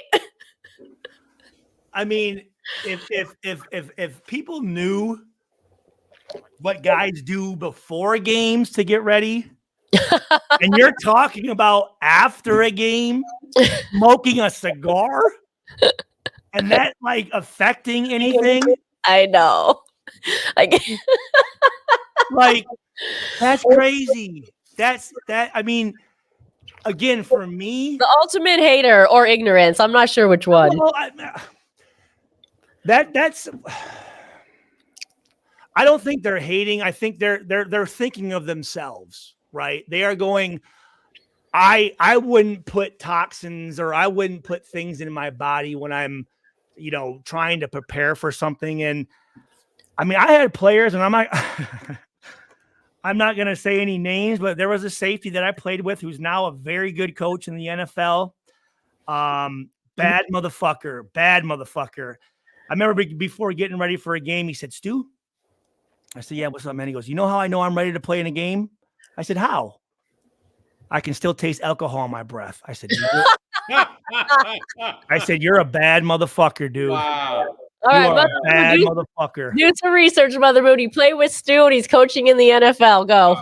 I mean, but that's why we got this swagger that we haven't seen since the 70s. Now they're smoking a cigar after the game. Those fools are smoking cigarettes on the sideline. I mean, and see that's the Raider way, though. You know what I'm saying? Like, we do things our own fucking way. Yes. That's what it means to be a Raider. Yes. Not like fighting people and not fucking doing it. Right? It's being on the plane. I mean, everyone else is wearing this. I remember I was wearing throwback jerseys and shit on the fucking, airplane ride. And I remember watching videos of we'd get off the bus and dudes, I know this. I know Lester Hayes was wearing his tight ass fucking jeans and cowboy boots coming off the plane. You know what I'm saying? And people are going like, man, these dudes are some outlaws. And that type of shit, like, that's what the type of mentality and attitude it is to be a Raider. And AP is setting that by letting that shit again. Now, if we lost and dudes are doing that shit happy the season's over with, that's a whole different story. Yeah. But again, guys, it was so hard for us to win a game. When we did, you better fucking enjoy it, because you don't know when you're going to win another one, right? Yeah.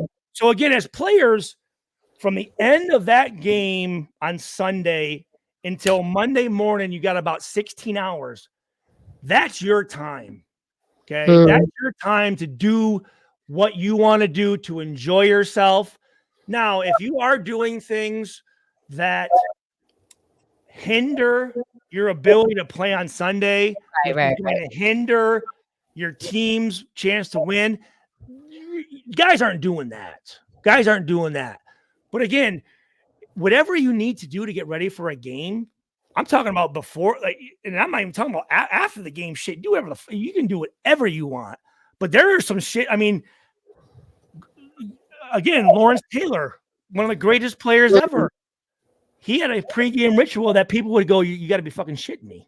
There's no fucking way." And he's going out there, and for me as a player, bro, listen, this isn't college and high school. We're business people. Whatever you need to do to be at your best, I'm cool with it. As long as it's not with my wife or my family, go ahead and do it, bro. Can I just say, I know we probably need to wrap here soon, but before we go, speaking of Super Bowls, as of yesterday, of course, Raiders fans, you already know this marks the 40th year anniversary of the Raiders Super Bowl winning the Super Bowl against the Redskins. So we are celebrating that yesterday. It was January 22nd. So yesterday, January 22nd, 1984. Which number Super Bowl was that anyway, by the way? That 20? Those Roman numerals confuse me, so I don't fucking know. I feel like it was 20. Right. I want to say 28. Have you guys ever gone back and watched that game? I have. I've seen highlights. I've never actually watched.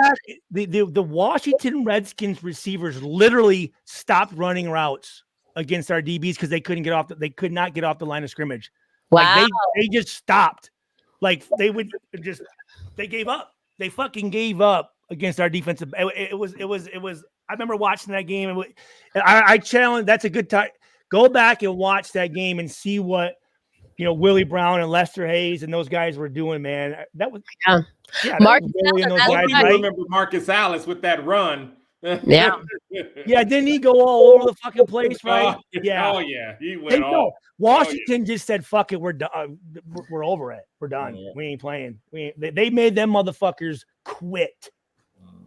And that's what it means to be a bad when you look over the other team and you take their soul from them and their heads are going down, there's not a better feeling in the world. Not a better feeling in the world. Now, there's been times, I mean, no one's taken my soul, but there's been times where I'm like, this fucking sucks. I tell you what, there ain't no way in hell I'm going to go trade a jersey with a motherfucker feeling that way. So that is, I mean, seriously, like take a look at dudes that do it. That I would question. Like, I don't know if I want that dude on my team. I don't care how good he is. I don't think he gives a fuck. As long as he plays good, that's all that matters. The name of the game is to win a Super Bowl. That is the number one goal. Because if you win a Super Bowl, everything else falls into place. That Pro Bowls and MVPs and league leaders and doing all this stuff is great. But every year, your number one goal on your goal list, of course, win a Super Bowl. There you go. Number one. And you know what? The Raiders should have. Oh, go ahead. No, I was just saying, and if that's not it, I don't want you. I do not want you on my team. I don't want you on the team. I'm not fucking with you. You know what year the Raiders should have won a Super Bowl is 2001, because we're only 4 days removed from January 19th, 2002, and we all remember the Tuck Rule game where the Raiders should have advanced in that game against the Patriots. Let me say this too. Tell me. Finally, as an organization, we are not the team that's getting penalized for no reason. I watched some of those games in 2000 that I played in, and the calls that referees and shit were giving us, you guys, it was unfucking believable. So finally, I feel like the NFL has gotten past, no, the Raiders do not win, and we'll do everything we can not to let them win. Yeah. Besides that bullshit play in Indianapolis on the offsides, which was, I don't think that had anything to do with the Raiders. That was just whatever the point. I think the one before that. I don't think Jones committed a PI before that play. But I will say this: I did rewatch that play, and it was a dumb play by him. Yeah, it was. And again, I love the guy. I said once we signed him, he's a great fucking player, and I called his interceptions and all this stuff. But he didn't need to do that. It was a bad play. It was a bad play. Yeah. Really quick, Greg Atkins right here. You're watching Omar's channel. Omar, what's your tube? Omar is part of the For Life or Raider Story, so you're already here. You're already watching it. If you haven't already subscribed, please subscribe. Also, light that torch, hit that like button, become a member as well. And we love having you on, Stu. Subscribe to his channel as well. He has some great insight. And can I say, last time you were on our show, Stu, you had mentioned that you wanted to kind of like break down the game a little bit. I do. Yeah, I do. We've had a lot of feedback from that. People want it, so people are ready for that. I'm ready for that. What I'm asking, and maybe you guys can help me, and maybe people in the chat can help me. I want to be able to. Is there a way for me on my channel to have like a different camera angle, like down on, so I'm not trying to, do like this?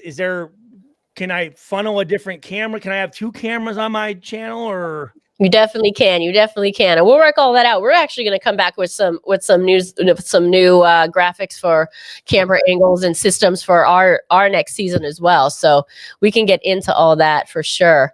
Yeah, no, I definitely want, because here's the thing.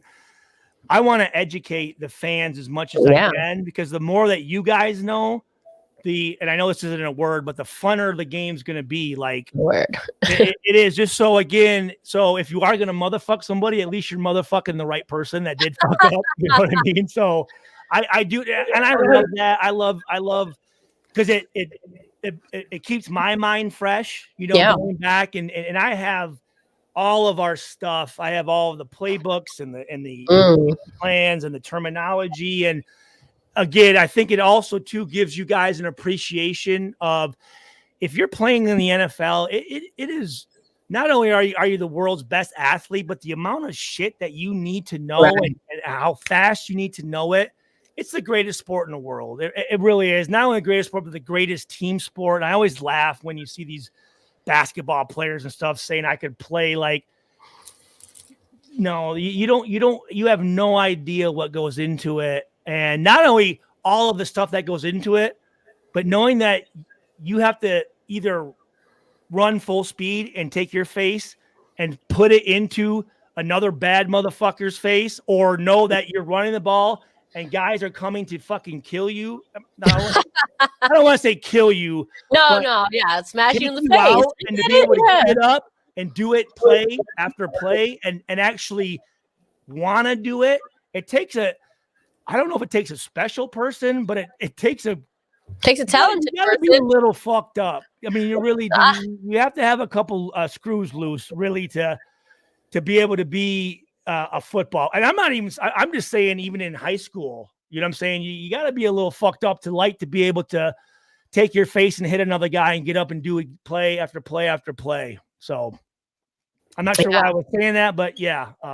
No, you're saying it because you want to get into in your mind. And just sharing the game and how it's played and all that stuff. And I know there's some people one reason I like to do that too. One reason I like to do that too is to show it doesn't have to be difficult. You don't have to make things difficult. That actually, the easier things are, the faster players can play, and that's what good coaches do. Can I just make? I was watching really quickly. I know we're going to wrap here, but I was watching the end of the 49ers, or part of the 49ers Green Bay game, and there was a play where you saw, I think the tight end was supposed to be in motion or something like that, and that was really just, I think he was supposed to go up and back just to see if the defense was in man or zone. And then you see, I don't know how to pronounce his name. It's like Kyle, whatever. I'm not a 49ers fan, so I don't know any of their players. But Fuck 'em. yeah, exactly. Anyway, so and he's the fullback, and he was telling the tight end, like, come through. And Brock Purdy was saying, no, stay, because he knew that he was only having the dude run there and run back just to see what the defense was doing. Yeah. And so he had the mindset, and Brock obviously is a second-year quarterback, so he's learning as well. But that's the kind of thing you're saying, where you have to have the mindset to manage this whole field, manage the play clock. He's seeing the play, he's telling this guy to stay. He's telling his fullback, hey, I got this. There's all this stuff going on. And I didn't see that in real time. I saw that in some film thing afterwards. And then you sit there and watch that all happen in 4 seconds, 2 seconds maybe. And you're like, well, there's a lot going on there. I'm guaranteeing you there's Brock Purdy in the huddle say, hey, listen, motherfucker, you're the fullback. Shut the fuck up. I make the fucking calls. Yeah. You know what I mean? Do not tell the tight end what to do. That's my job. Yeah. So, but to your point, again, it's not me pointing it out. I'm not trying to be a brainiac on football. I saw that after the fact. Somebody had pointed it out, but I was like, wow, that makes me. I encourage fans. What's happening on the field when all of that's going on, I encourage fans to learn more. Go and there are a lot of YouTube channels. I know, who was the quarterback? Oh God, Chase Daniels, I think. He has a YouTube channel where he goes over and watches film. Go on there and just watch some of that stuff. It's and again, I talk about Aiden O'Connell and people, oh, you're just saying that because Purdue. I said, listen to what former NFL quarterbacks are saying about Aiden O'Connell. And Chase Daniels does a great breakdown of, I can't remember what game it was, but he goes, oh, I think it might have been when we blew out the Chargers, right? Was it the Chargers? Yep. I think he breaks down and he just pulls 10 random plays of that game and talks again from NFL quarterback's perspective on what he thinks of Aiden O'Connell. I challenge him to go in there and take a look at that. All right, before we go here, Mother Moon thinks she has the answer to the trivia question that was not actually a trivia question, but she decided to make it one and play. What was the trivia question? Tyrone Wheatley, the one that you played with that is now coaching, who used to something in the locker room that you weren't going to speak of? Tyrone Wheatley was on offense. He said the guy used to be a safety. So Tyrone Wheatley, growing up in Michigan, is one of the greatest running backs to ever play at Michigan. A guy that was a All-American hurdler. He was he went to the U.S. trials after he got drafted by the Giants and actually made the Olympics as a 110 hurdler. Phenomenal athlete, big as hell, from Inkster, Michigan. A very close friend of mine. His wife ran track at Michigan. I think they have 6 kids who are all great athletes. But no, Tyrone Wheatley was the guy that a great teammate of mine. But after games, he was not a guy I hung out with because he was, he was going home with the family, and me and Cooper were going off to other places. Oh, there it is. That was a Freudian slip. No, it wasn't. No, it wasn't Cooper. No, that said that. It wasn't Cooper. Oh, okay. I thought it was. But you did say it was a safety, right? You said it was a safety. It was a safety who coaches in the NFL at this point, and he is from Michigan, though. He is from Michigan, but he coaches right now. So. All right, fair enough. Well, Stu, we want to thank you so much for being here.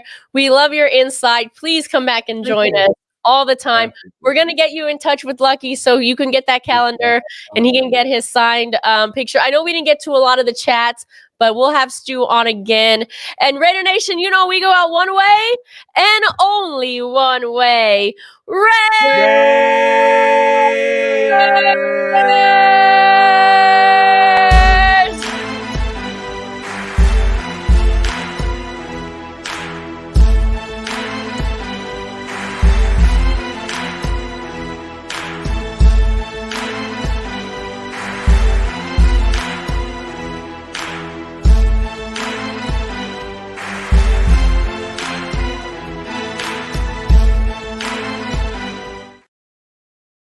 Thank you for joining us, Raider Nation. It was so great to have Stu here. We had so much of his great insight. Yes, Raiders. Thank you, Stu. Always fun. Lucky says his favorite player was number 47. There you have it. I think you were 47, actually. That's so awesome. We appreciate all of you for being in here. What can I say? This was a great show. This was a great day. This was a great week for Raider Nation. We signed AP. We signed Champ. Now we got to go get our quarterback and, keep the locker room on lock like it is. Do your thing, Raider Nation. Do your thing in the stands. Do your thing in the parking lot. Do your thing in that locker room. Smoke those cigars.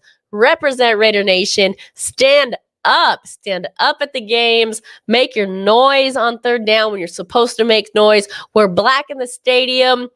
Represent, as we know how to do as Raiders. I want to say what's up to Aphrodisiac up here. Thank you so much for joining us as well. Jack Canna, all of our members of this show, Rick, Anna, Travis, everyone, we see you right here. We love you so much. Wes Craven, welcome back. Robert Pena, welcome back. Jack Kenna, thanks for always being up here in the chat.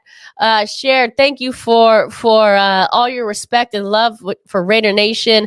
Raiders, Chad, who else we got? Raider Squid. Happy birthday, Raider Squid, if you're still watching. Lucky, of course. Second runner-up for Fan of the Year. We appreciate you all. And, hey, come back. We're going to be here for any breaking news. Check out our interviews with football's fabulous females on the playlist there. If you haven't watched them, we have some beautiful, fabulous females with their great stories, sharing them with you, of course. And what can we say? We're happy to be Raiders fans again, right? AP has given us the right, the feeling to stand up, to be Raiders fans, to celebrate as we do, to represent as we do, to stand up in that stadium, to make some noise in that stadium, to represent as Oakland, LA, I guess Vegas if you want. I'll throw that in there. But we appreciate you. Remember, if you haven't already, light that torch, hit that like button, subscribe to this channel if you haven't already. It's free to subscribe. And if you want to become a member, hit that join button to become a member. And then let's call in a little bit more. We want to hear you. I know some of you are shy. I got some text message saying you wanted to call in. You weren't sure if you felt comfortable enough. Share right here. It says Smash Mouth football from L. Davis when Lyle Elzado and Jim Plunkett played. Those were the days. I'm telling you, I miss those days as well. Robert, we agree with you. I hope we get a QB. So do I. Stu made an interesting point. He thinks that Russell Wilson's the man. And I'm not mad at Russell Wilson, I guess, as a bridge, but I think we still need to draft somebody. So we'll keep that Keep that in mind. Thank you, Sunshine Bug. I appreciate you. You're beautiful as well. Thank you, thank you, thank you. Rick, all the way from Hawaii. Hold players accountable and zero tolerance towards disrespect of the team. Examples, Peters and Carr. Ooh, can we just talk a little bit about how Stu talked about Carr tonight? I am here for it because I've said that for Carr for several years now.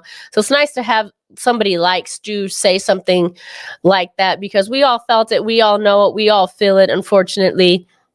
But he is who he is, and it's all good. We're moving on, moving forward. Some of these comments are super funny. What's up? What's up? What's up? Of course, we got to go out like that.